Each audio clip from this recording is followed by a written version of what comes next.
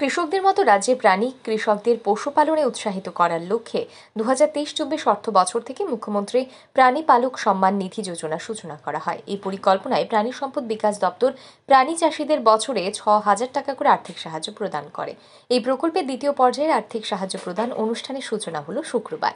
এই উপলক্ষে প্রাণী সম্পদ বিকাশ দপ্তরের উদ্যোগে প্রজ্ঞা ভবনে এক অনুষ্ঠানের আয়োজন করা হয়। এই অনুষ্ঠানে প্রধান অতিথি হিসেবে মুখ্যমন্ত্রী প্রফেসর ডাক্তার মানিক সাহা উপস্থিত ছিলেন। সম্মানিত অতিথি হিসেবে উপস্থিত ছিলেন প্রাণী সম্পদ বিকাশ দপ্তরের মন্ত্রী সুধাংশু দাস। এছাড়াও বিশেষ অতিথি হিসেবে উপস্থিত ছিলেন আগরতলা পৌর নিগমের মেয়র তথা বিধায়ক দীপক মজুমদার, দপ্তরের সচিব দীপা ডি নায়ার সহ অন্যান্যরা। অনুষ্ঠানে উদ্বোধনী ভাষণে মুখ্যমন্ত্রী বলেন, রাজ্যে ডিম, দুধ ও মাংসের উৎপাদনে স্বয়ংভর হওয়ার লক্ষ্যে বিভিন্ন পরিকল্পনা গ্রহণ করেছে প্রাণী সম্পদ বিকাশ দপ্তর।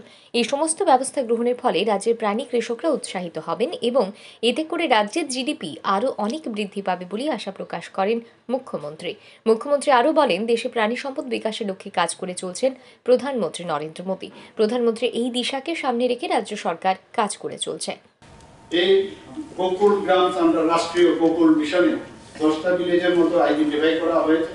সেখানেও ইনসেমিনেশন প্রায় 80,000 ডোজ সেক্স সর্টেড সিমেন্ট, সেখানে যে ক্যাটেল আছে 2024-25-এ সেই ব্যবস্থা করা হয়েছে।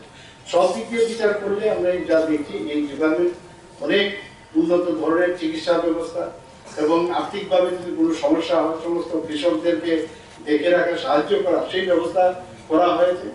এবং আমি আশা করি এতে করে আমাদের ত্রিপুরা রাজ্যের যে জিডিপি রেট আরো অনেক বেশি বাড়বে এবং আর্থিকভাবে সমস্ত গ্রামে, বিশেষ করে আমাদের মা বোনেরা যারা আছেন, একটু আগে আমাদের মাননীয় মন্ত্রীও ভূমি আনছেন মহিলাদেরকে নিয়ে, আমি আশা করি ত্রিপুরা রাজ্যের এক ত্রিপুরা শ্রেষ্ঠ ত্রিপুরা তৈরি করার জন্য আমরা যে চিন্তা ভাবনা করছি সেটা সম্ভব হবে। এবং আমি আবার বলবো, এই ডিপার্টমেন্টের গুরুত্ব কিন্তু সাংঘাতিক, অপরিসীম এবং তার যে বিভিন্ন ধরনের যে চিন্তা ভাবনা মাননীয় প্রধানমন্ত্রী জি সেই পশুপালন কৃষকদের জন্য যেভাবে চিন্তা ভাবনা করছেন, ত্রিপুরা সরকার সেই দিকে কাজকর্ম করছে।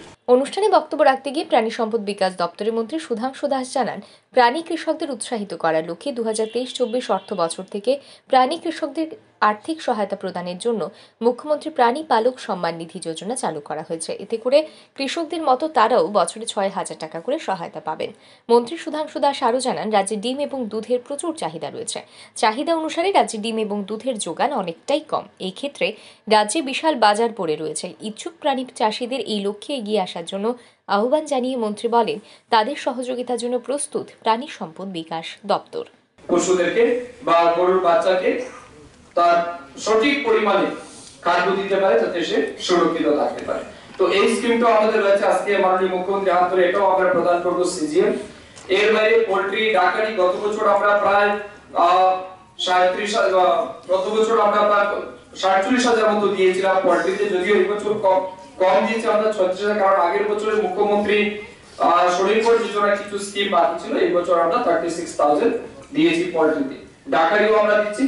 নেক্সট ইয়ার আমরা পরিকল্পনা নিচ্ছি, কিছুক্ষণ আগেও আমাদের কথা হয়েছে, এর আগেও আমরা মিটিং এ ডিসিশন নিয়েছি আমাদের রাজ্যের মহিলাদের আত্মনির্ভর করার জন্য মহিলা সশক্তিকরণের যে স্কিম আমাদের মাননীয় প্রধানমন্ত্রীজির নেতৃত্বে, মাননীয় মুখ্যমন্ত্রীজির নেতৃত্বে চলছে, সেটাকে আরো বেগবান করার জন্য, বলবান করার জন্য আমরা সিদ্ধান্ত নিচ্ছি আগামী বছর ফিনান্সিয়াল ইয়ারে কমপক্ষে 50,000 মহিলাকে পোল্ট্রি এবং ডাকারি ফার্মের মাধ্যমে আত্মনির্ভর করার জন্য আমরা পরিকল্পনা নেব, যাতে সেই সুবিধা মহিলারা পেতে পারে এবং মহিলারা যাতে আত্মনির্ভর হতে পারে। অনুষ্ঠানে নির্বাচিত বেনিফিশিয়ারিদের হাতে সাহায্য তুলে দেন মুখ্যমন্ত্রী সহ অন্যান্য অতিথিরা। এই অনুষ্ঠানে জাতীয় লাইভ স্টক মিশনের অধীনে অনলাইন আবেদনের বিষয় নিয়েও বিস্তারিত আলোচনা করা হয়।